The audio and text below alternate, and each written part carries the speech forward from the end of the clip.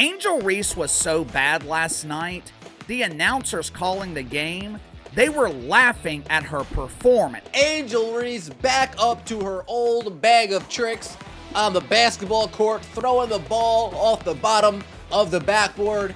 And yet again, her fans have talked her into another one-sided. Angel Reese didn't just miss a layup. She missed the rim, the backboard, and her credibility. Commentators laughed, not behind closed doors on air. That tells you everything. This wasn't just a bad game. It was a full-blown basketball breakdown. And if Reebok's watching closely, they might already be sweating through their suits. Reebok thought they were making a power move. Signing Angel Reese was supposed to be the bold, culture-shifting decision that revived their basketball division, a signature shoe, a media tour, a brand new face of the future. But all it took was one live broadcast. One game to turn that dream into a meme. Let's start with what everyone saw commentators cracking up during a live WNBA game. That just doesn't happen. These people are professionals. They're trained to stay composed to add energy and drama to every possession. But when Angel Reese went up for a point-blank layup, missed, fumbled the rebound, and got blocked all in one play, they lost it. You could literally hear one of them snicker, then try to catch herself. That awkward pause, that wasn't dead air. That was disbelief. That was someone trying to remember they're supposed to sell this game, not roast it. The moment felt less like a WNBA broadcast and more like a blooper reel, and Reebok's logo was stamped all over it. This wasn't just a missed opportunity. It was a total collapse. If this is your brand ambassador, your brand's in trouble. Reese didn't just miss a shot. She missed the moment, the poise, the fundamentals. Reebok thought they were investing in a franchise player. Instead, they got a full-blown liability wrapped in endorsements and bad decisions. And if this had been a one-off blooper, fine. Everyone has bad plays. But this is becoming routine. Every game has one or two moments where Angel Reese does something so clumsy, so off-balance. It looks like she's in a different league. And not in a good way. When the people paid to make the game exciting are instead stifling laughter, that's not just embarrassing, it's disqualifying. Reese isn't giving us a highlight, she's giving us a spectacle, and not the kind Reebok hoped for. Let's talk about the number that should never happen to any professional big, 31.5% on layups. Angel Reese isn't a jump shooter. She's not hoisting threes. She lives around the basket. But somehow she's finishing at the rim like a blindfolded rec league rookie. Compare that to the league average players her size convert around 70% of their layup attempts. That means she's more likely to miss than make a shot that's supposed to be automatic. Layups are the foundation of her game, and they're crumbling under her. It's not about strength or hustle either. She's getting the looks. She's getting the rebounds. She just can't finish. And we're not talking about contested double teams. These are wide open bunnies, point-blank floaters, simple drop steps missed. Clanked, blocked. When you're 6'3" and playing in the paint, shooting worse than a high school JV guard under pressure. That's not just inefficiency, that's incompetence. You can't teach touch, but you can certainly expect it from someone with a shoe deal. Every broadcast loves to flash that stat line. Angel Reese with 22 points and 13 rebounds. But here's the reality. Those numbers don't matter if they come in a blowout. And for Reese, they almost always do. Her stat padding has become legendary. She misses a layup, grabs her own rebound, misses again, rebounds again. It looks like effort until you realize half her rebounds are off her own bricks. That's not hustle, it's recycling. And let's not forget the result. The Chicago Sky are 721. They lose consistently with her on the floor. No one's winning these games. There's no leadership. There's no lift. It's all cosmetic. Look deeper, and you see the problem. When she's off the court, offensive efficiency improves. When she's on, the ball stops moving, the paint gets clogged, and whatever rhythm they had dies. The box score might trick casual fans. But real hoop heads know you don't reward empty stats in losing efforts. That's not production. That's inflation. Sonia Catron and Kikian aren't just rookies. They're rookies who made Angel Reese look like she wandered into the wrong league. Sonia dropped 28 points. Kiki added 22 and 10, and both did it while dominating the paint. completely exposing Reese's lack of footwork, awareness, and defensive presence. Every cut, every rebound, every post-up they had her beat. This was supposed to be Angel's moment, a homecoming, a chance to prove the hype was worth it. Instead, she got torched by two players with less experience, fewer minutes, and none of the media pushed to what's worse is the way it happened. Katrin was hitting runners with ease. Erie often outmuscled her on the glass. It wasn't one hot streak. It was a clinic. And Ree looked stuck in cement. When rookies are playing smarter, faster, and cleaner than the player your franchise is building around, that's a red flag.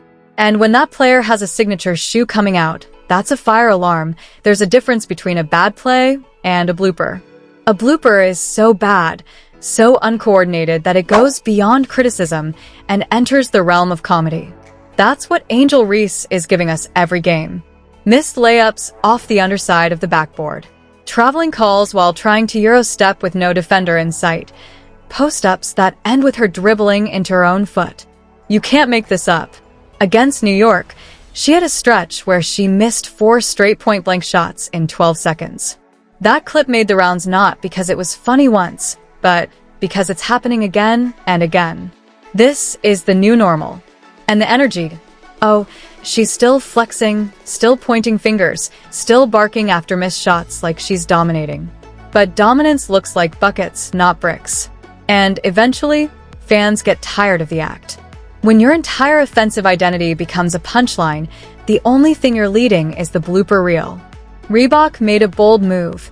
They bet their basketball comeback on Angel Reese, signed her as the face of their next-gen brand. Gave her a signature shoe dropping in 2026. That's a lot of money, a lot of trust, a lot of risk. And now that risk is looking more like a mistake, big time. They thought they were getting dominance, swagger, relevance. What they got is a highlight reel of missed layups and live TV humiliation. That's not a marketing asset. That's a liability. This isn't the nines where personality alone sells shoes. Today's hoopers buy gear based on performance, not post-game quotes. And right now, Ree isn't performing. You can't market clutch when your athlete is getting benched in close games. You can't sell tough when your stat line is built on missed opportunities. If Reebok doesn't pivot, that 2026 shoe drop is going to flop harder than Ree in the paint.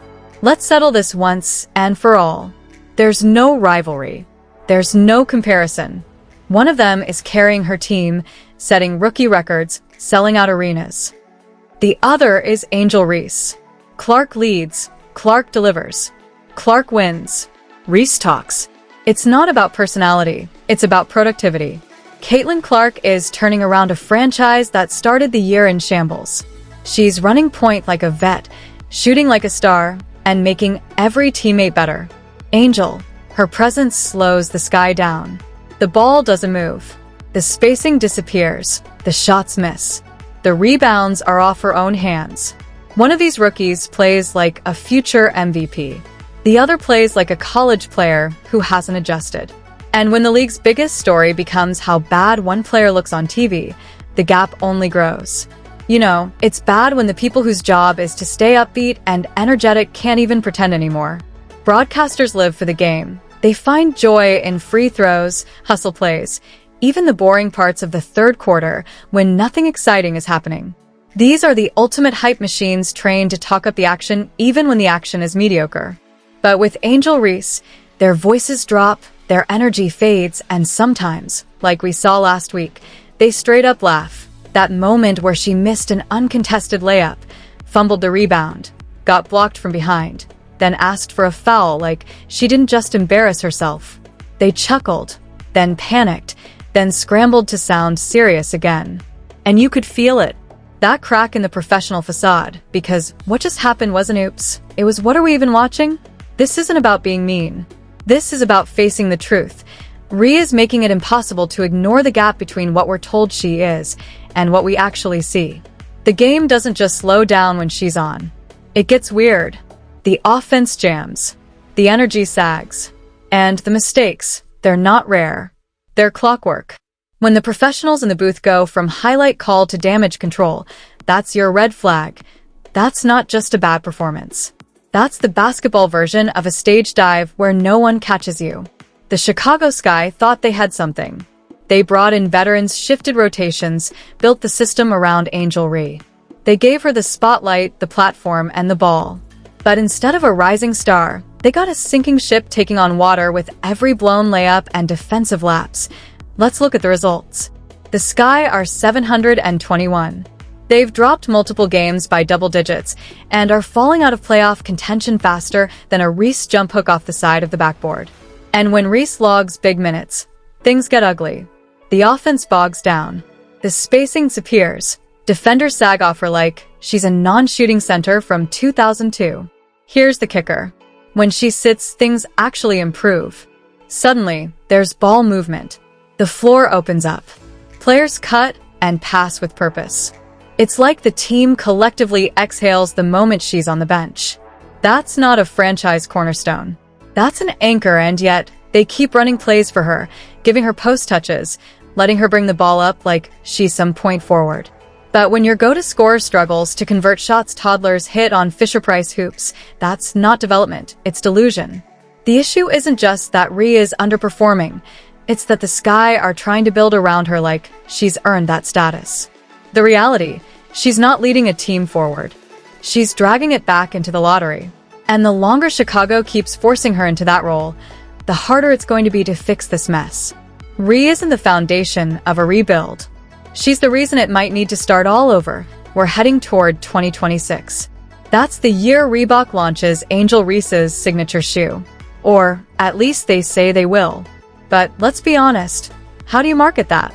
The brick one's for players who miss with confidence.